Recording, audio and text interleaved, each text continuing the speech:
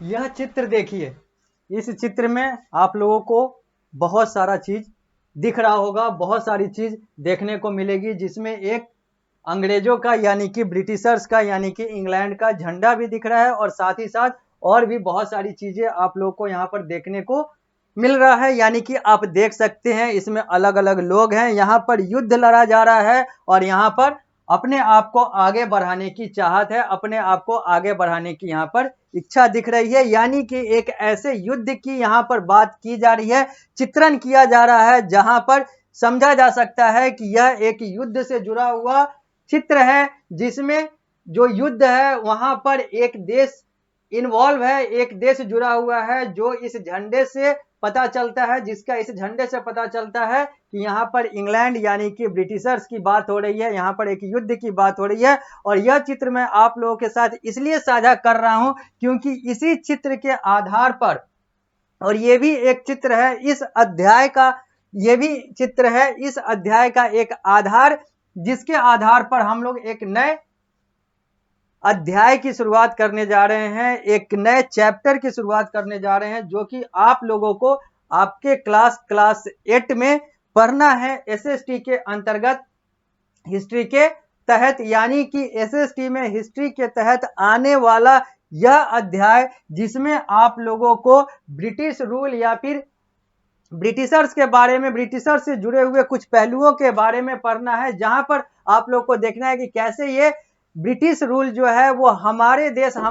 भारत में इस्टेब्लिश हुआ और एक्सपेंड हुआ। यानी कि establishment and expansion of British rule in India, यही वो चैप्टर है जो आप लोगों को अब मैं पढ़ाने जा रहा हूं। और यह चैप्टर आप लोगों के पाठ्यक्रम के अनुसार, आप लोगों के बोर्ड के पाठ्यक्रम के अनुसार, पीएसबीआई के पाठ्यक्रम के अनुसार आप लोगों का अध्याय संख्या यानी कि चैप्टर नंबर 2 है, जो आप लोगों को आपके क्लास 8 में पढ़ना है। यानी कि इस अध्याय में आप लोगों की पढ़ाई होगी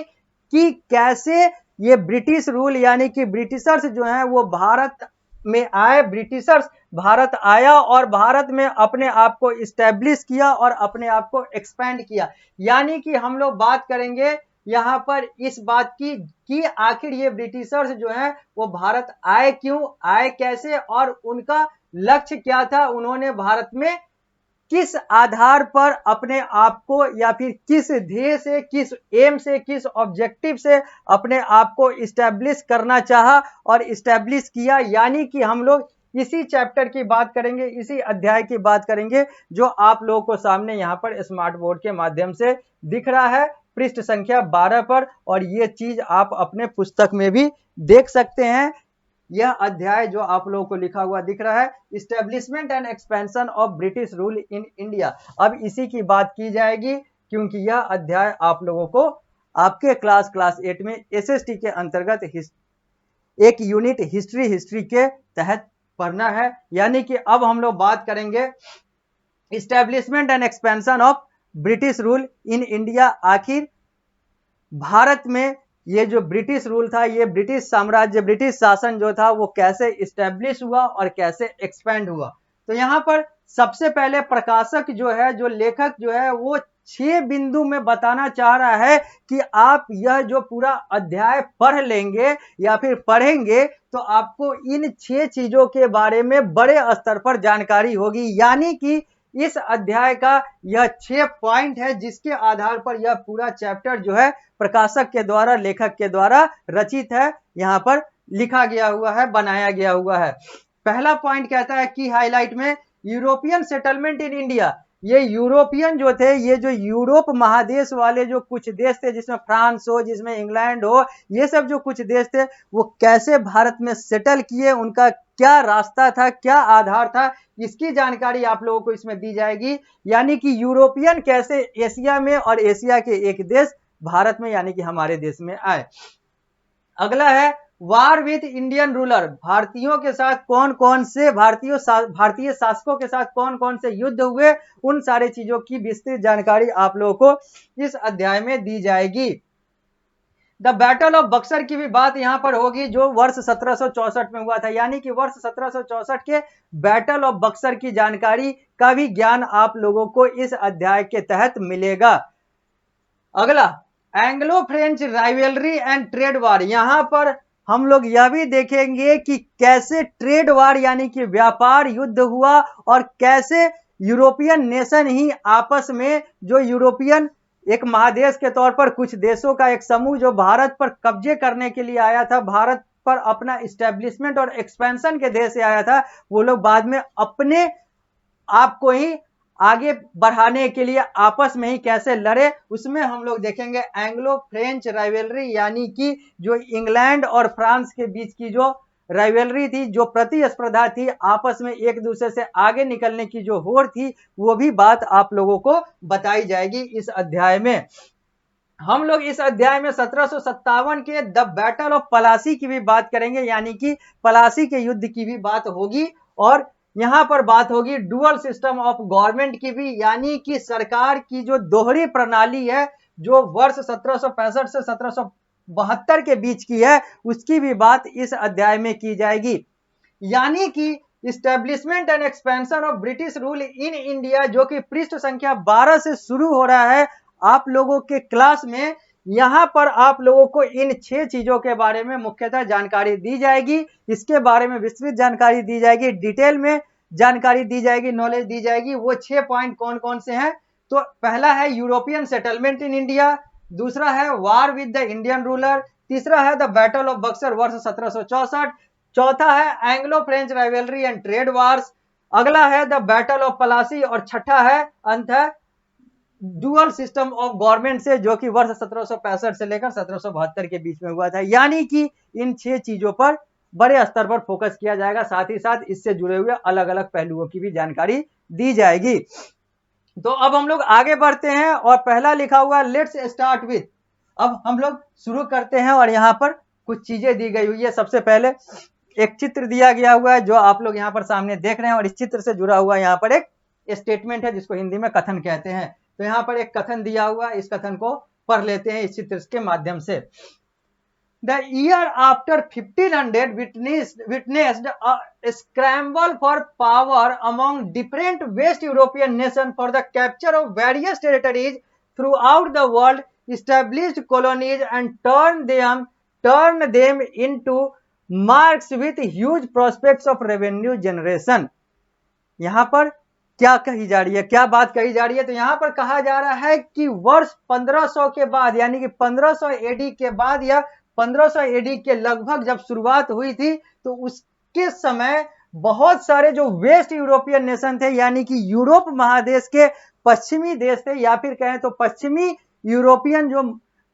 यूरोपियन महादेश के जो पश्चिमी देश थे, वेस्ट यूरोपियन नेशन थे, वो लोग आपस में लड़े ताकि वो लोग आपस में एक दूसरे देश से, आपस में एक दूसरे से आगे निकल सके, अपनी शक्ति को और बढ़ा सके, अपने व्यापारिक हित को और ज्यादा साध सके, और अपने आप को और ज्यादा आर्थिक रूप से मजबूत कर सके, अपना एक अलग पहचान बना सके, अपना एक अलग छाप छोड़ सके।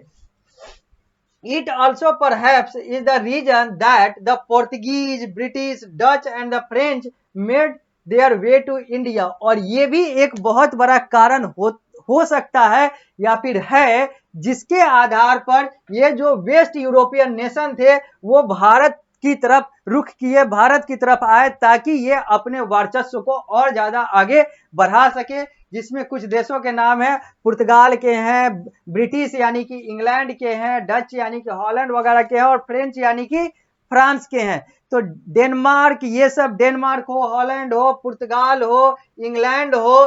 फ्रांस हो, ये सब जो है अगर भारत की तरफ आते हैं या फिर भारत की तरफ इनका आगमन हुआ, तो उसका एक बहुत बड़ा कारण था वर्ष 1500 के बाद, यानी कि 1500 एडी के बाद ये लोग आपस में जिस प्रतिस्पर्धा की लड़ाई अपने जगह पर लड़ रहे थे या अपने क्षेत्र में या कुछ क्षेत्रों में लड़ रहे थे, उसी के आधार पर इन लोगों ने अपने आप को आगे बढ़ाने के लिए भारत की तरफ रुख किया। और भारत के बारे में हम लोग जानते हैं, चाहे वो मुगल की बात करें, चाहे उससे पहले दिल्ली सल्तनत की बात करें, मोहम्मद गौरी की बात करें, महमूद गजनवी की बात करें, जिसने भी भारत पर अपना बुरा नजर रखा या फिर जिसने भी भारत को लूटा या जिसने भी भारत पर शासन किया, उसका एकमात्र कारण था कि भारत उस तरह से संपन्न था, भारत एक सोने की चिड़िया थी, भारत में वो आर्थिक लाभ था जिसके कारण से ये लोग भारत आए, इन लोगों का भारत में आगमन हुआ और भारत को इन लोगों ने लूटा। उसी तरीके से अंग्रेज भी, यानी कि जो यूरोपियन नेशन के कुछ देश जो हैं वो भी यहाँ पर आते हैं, क्योंकि इन लोगों को पहले से ही ये लोग आपस में लड़ रहे हैं, तो इन लोगों को अपने वर्चस्व में और ज्यादा बढ़ोतरी करनी है, तो ये लोग आगे बढ़ रहे हैं। अब हम लोग बात करेंगे आगे। We have read in the previous chapter about the decline of the Mughal Empire and the rise of several regional kingdoms under governor, nobles and local chief trains acting as independent ruler. हम लोगों ने पिछले अध्याय में, यानी कि अध्याय संख्या 1 में, जहां पर हम लोगों ने देखा है कि कैसे मुगल एम्पायर का डिक्लाइन हुआ, कैसे मुगल एम्पायर का पतन हुआ और अलग अलग क्षेत्रीय साम्राज्य जो है अलग अलग गवर्नर्स के, अलग अलग प्रमुखों के अध्यक्षता में, अलग अलग प्रमुखों के शासन में क्षेत्रीय शासन जो है वो बना और आगे बढ़ा, और लोकल जो चीजें थी और जो इंडिपेंडेंट रूलर थे, जो स्वतंत्र शासक थे, वो लोग में कैसे बढ़ोतरी हुई, ये हम लोगों ने देखा मुगल शासन के पतन के बाद। However, another significant development in the period was the arrival of traders from France and of different countries like Portugal, Netherlands and England. हालांकि इस समय और भी अलग अलग जो महत्वपूर्ण डेवलपमेंट, महत्वपूर्ण विकास हुए जो इस समय के हैं, जो मुगल के पतन के समय से जुड़े हुए हैं, वो आगमन है व्यापारियों का यूरोप के अलग अलग देशों से, चाहे वो फ्रांस के हों, चाहे वो पुर्तगाल के हों, चाहे वो नीदरलैंड के हों, चाहे वो इंग्लैंड के हों। इन लोगों का भी आगमन मुगल के समय ही हो गया था, क्योंकि मुगल शासन तो 1707 के बाद बर्बाद होना शुरू हुआ, क्योंकि औरंगजेब की मृत्यु हो गई। लेकिन ये लोग के बारे में तो ये कहा जाता है कि ये लोग तो वर्ष 1600 में ही आ गए थे, तो वर्ष 1600 में आ गए। मुगल 1707 में कमजोर हुए, उसके बाद भी मुगल शासन रहा ही रहा, लेकिन कमजोर हुए, डिक्लाइन हुआ, पतन हुआ। पतन होने के बाद भी जाने में समय लगा और ये लोग 1600 में आए। तो 1600 से 1707 जब मुगल शासन बहुत अच्छा चल रहा था, मजबूत था, तब भी ये लोग थे। और मुगल शासन या फिर औरंगजेब मुगल शासक जो लास्ट पावरफुल मुगल शासक था, उसके मृत्यु के बाद भी ये लोग थे, यानी कि ये सारी चीजें थी। और इन लोगों का आगमन मुगल शासन में ही हो गया था। और हम लोग कहते हैं कि 1600 में जो अंग्रेज थे या फिर जो यूरोपियन शक्ति थी वो भारत में आ गई थी और कब्जा कर लिया था। ऐसी बातें नहीं है, जो हम लोगों ने पहले भी देखा है कि 1600 में ये लोग व्यापार के तौर पर आए थे, व्यापारी के तौर पर आए थे। उसके बाद इन लोगों ने मुगल शासन में अपना व्यापार किया। उसके बाद जब मुगल शासक, मजबूत मुगल शासक या फिर कहे तो अंतिम मजबूत मुगल शासक जो है औरंगजेब की मृत्यु हो गई, तो 1707 से के बाद इन लोगों ने अलग अलग लड़ाई लड़ी ताकि ये भारत के अलग अलग क्षेत्रों पर कब्जा कर सके। और वर्ष 1747 में सही मायने में इन लोगों ने, और वर्ष 1747 से 1757 में सही मायने में इन लोगों ने भारत को अपने नियंत्रण में लिया। उस समय तक तो ये मुगल शासन के अंतर्गत ही थे, अधीन ही थे। तो वही कहा जा रहा है कि मुगल शासन के का जब पतन हुआ तब भी ये लोग आ चुके थे। We already know that Portuguese navigator Vasco da Gama discovered the sea route between India and Europe in 1498। हम लोगों ने पहले देख रखा है कि कैसे पुर्तगाली नाविक वास्को डी गामा, पुर्तगाली खोजी वास्को डी गामा ने अपने देश यानी कि पुर्तगाल, यानी कि अपने महादेश यूरोप से भारत यानी कि एशिया महादेश का एक देश जो हमारा देश है, वहां का रास्ता इसने खोजा, समुद्री रास्ता खोजा, जो वर्ष 1498 की बात है। The Portuguese were followed by the Dutch, French and English merchant who came to India to trade especially in spices and textile। और सबसे पहले पुर्तगाली आया, यानी कि वास्को डी गामा आया। वास्को डी गामा पुर्तगाली था, पोर्तुगीज था। और पुर्तगाली के आने के बाद डच यानी कि नीदरलैंड, हॉलैंड, ये सब जो अलग अलग हैं, ये लोग भी आए। फ्रांस वाला भी आया और इंग्लिश यानी कि इंग्लैंड वाला भी आया, व्यापार करने के लिए, खास तौर पर कपड़ा और मसाला का, क्योंकि उसके लिए भारत और ज्यादा प्रसिद्ध था। Here we will try to understand the process of how one of these groups of European traders became the ruler of India। यहां पर हम लोग Here we will try to understand, इस अध्याय में हम लोग यह जानने की कोशिश करेंगे या समझने की कोशिश करेंगे, या आप लोगों को समझाया जाएगा वो प्रक्रिया जिसके तहत कैसे यूरोपियन ट्रेडर भारत आए और कैसे इनमें से एक देश जो है वो भारत पर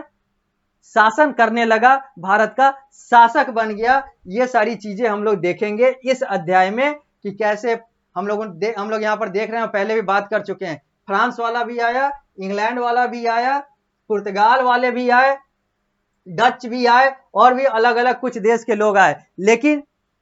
जो शासन हुआ वो तो इंग्लैंड का ही हुआ। तो ये कैसे ये सारी चीजें प्रक्रिया हुई, इन सारे चीजों की ही बात इस अध्याय में की जाएगी। यानी कि हम लोग कह चुके हैं, हम लोग देख चुके हैं कि यह अध्याय जो है वो समर्पित है establishment and expansion of British rule in India का। तो अब इसी की बात करेंगे आगे, लेकिन आगे की बात करने के लिए हम लोग को मिलना पड़ेगा अगली कक्षा में, कक्षा संख्या 2 में। तब हम लोग यहाँ से अपने बात को आगे बढ़ाएंगे, अपने अध्याय को आगे बढ़ाएंगे। तब तक हम लोग इस